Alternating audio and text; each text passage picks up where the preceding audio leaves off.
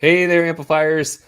Kenny Harper here, and excited to be talking about how to communicate to today's skeptical buyers. Well, this is a great topic because, you know, sales is an important part of business, and we got to make sure that we're doing the right things when it comes to approaching sales. But let me go ahead and get into the conversation um, because it does matter. And if you haven't done this already, go ahead and subscribe to Growth Amplifiers at growthamplifiers.com and receive helpful insights from thought leaders from around the world of how you can improve your marketing, your sales, your operations, your time management, and more. All right. The big idea, well, sales makes the world go round. You need sales. It's an important thing. Far too often, many people start getting this impression that sales are a bad thing. They're like, this guy's going to try to sell me something. Think about it, right? We do have that feeling of sales being something that works against us.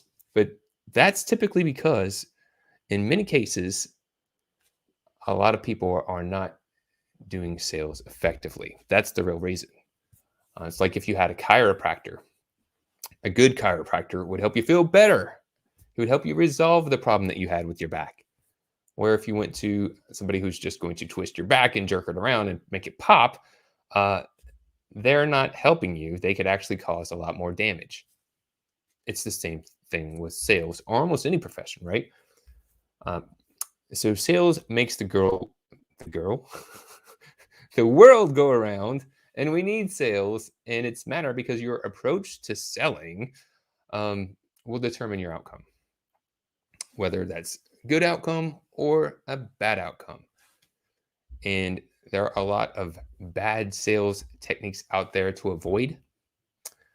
So there are a lot of people out there who will try to push their product or service on you. And really, that is the bad sales technique when someone's so concerned about making a sale that they're not focused on really serving your needs. So when you're self-focused in selling, then you're following the wrong approach. When you're focused on solving other people's problems, that's the right approach. So that is really the key, really, to number one, be authentic, be real with people, okay? And then diagnose challenges that people have and prescribe solutions. When you can help people resolve their challenges and their pains and frustrations and help them get what they want, the things that they desire, get them to where they want to go, and you have a solution that can help them take them from where they're at to where they want to go, that's all you need to do. Is ask questions to understand what someone's challenges are, then prescribe a solution to help them get what they want. When you're doing it authentically, you can actually help people, and they'll be glad that you provided them with a solution to get what they want. But you've got to have a good product. You've got to have a good product that you believe in, right? And you've got to really understand what someone's challenges are and only prescribe a solution that would help them resolve the challenge. So think about that for a moment. Think about it. You may have had something where an experience, right? Sales experience, where you sat down, you were talking to somebody, and they're telling you all about their product and service, how great it is, and you should buy it. And they haven't even taken the time to understand if it would really help you out. Well, that's no good. No one likes that feeling. No one likes to have somebody push their product or service on you. So take a self-reflection. How is your approach when it comes to sales? Do you really understand take the time to understand and ask what someone's challenges are? What are some of their goals? What are some of the things that they're working on? Do you take that time to really figure that out? You can do that just by asking some really good questions. That's going to do two really good things. Number one, it's going to help you to understand what their challenges are and what they're aiming to resolve. And by doing so, people will also get a sense that you're actually there to help them out. You are there to be more of a consultant versus a person pushing your product on them. No one likes to be pushed.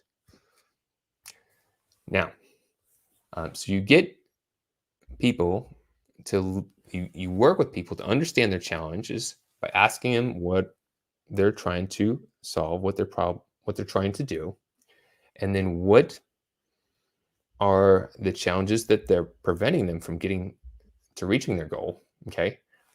And then here's a really key important part. Before you go on and start sharing your product or service, take a moment to confirm that you understand what their biggest challenge is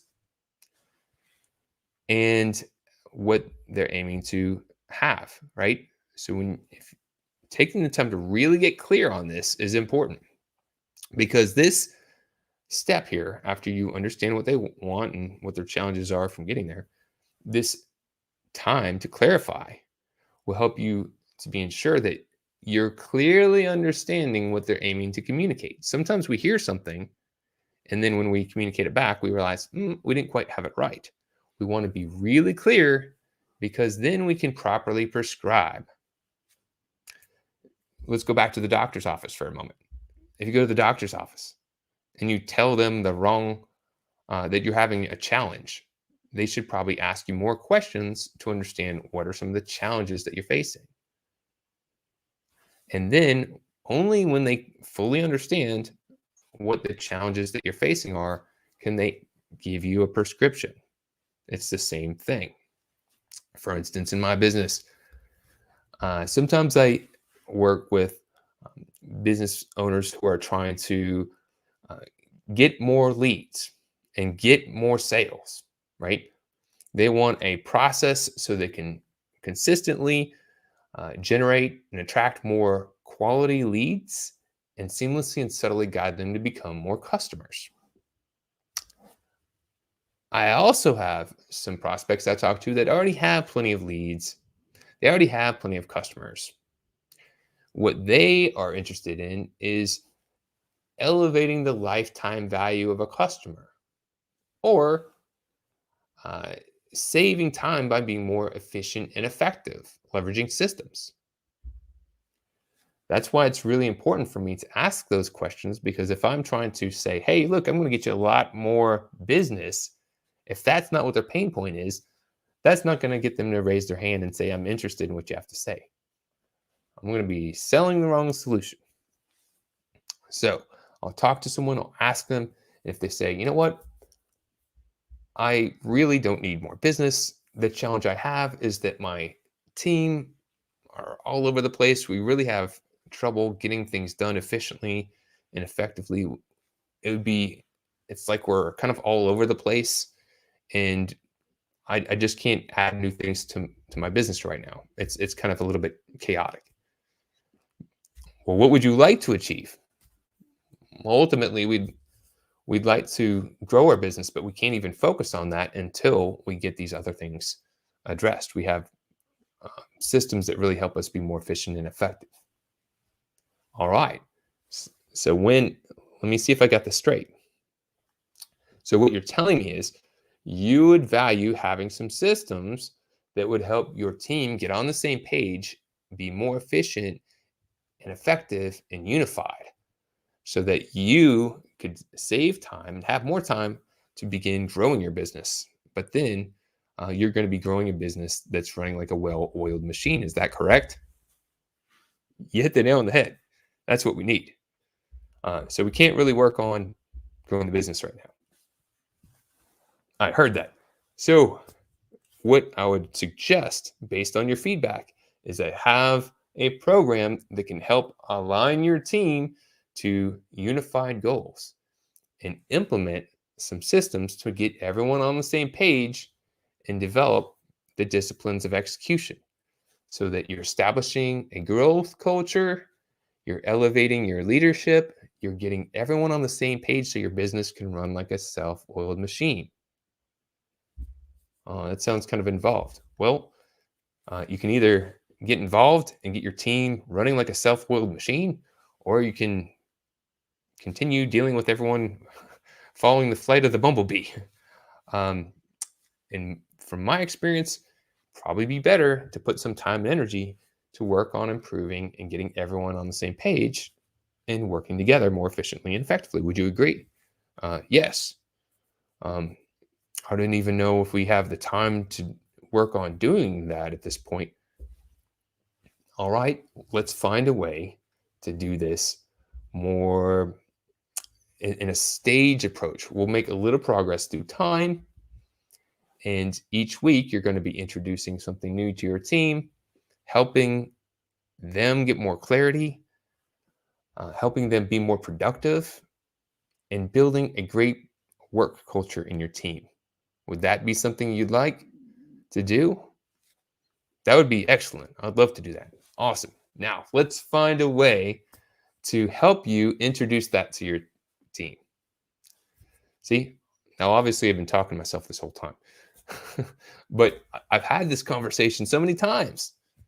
And taking it back to the initial points that I was making, is when we're coming to the sales conversation, being authentic, being our genuine self, and we're really taking the time to diagnose what someone's challenges are that's holding them back from where they want to go. And we're really clear on that. That is when we can start to prescribe a solution. And then we do our best to solve the challenges with the service that we provide. We must be authentic. We must ensure that what we are prescribing is the right solution. It will help them resolve the challenges that they face. And we must make sure that we follow through on what we say that we're going to do. That is how we keep our integrity. So that is really how you can overcome a lot of the challenges that we have when it comes to sales. When you're doing the right things, you're having the right conversations, you're being authentic, you can generate more sales because you're not pushing people away, trying to push your product on them. You are genuinely helping. And like Zig Ziglar said, you can have anything you want if you'll just help enough other people get what they want. So by leading as someone who provides value, as someone who helps, as someone who's providing solutions, you will increase your sales. And the benefit is the more people you help, the more authentic you are, the more people you're going to have referred to you. The more people are going to reach out to you if they're not ready to solve their problem right now. When they finally do come into the market and are ready to take some action, they'll have a fond memory of you because you didn't push on them. You simply shared how they can solve their problems. It takes a mindset switch.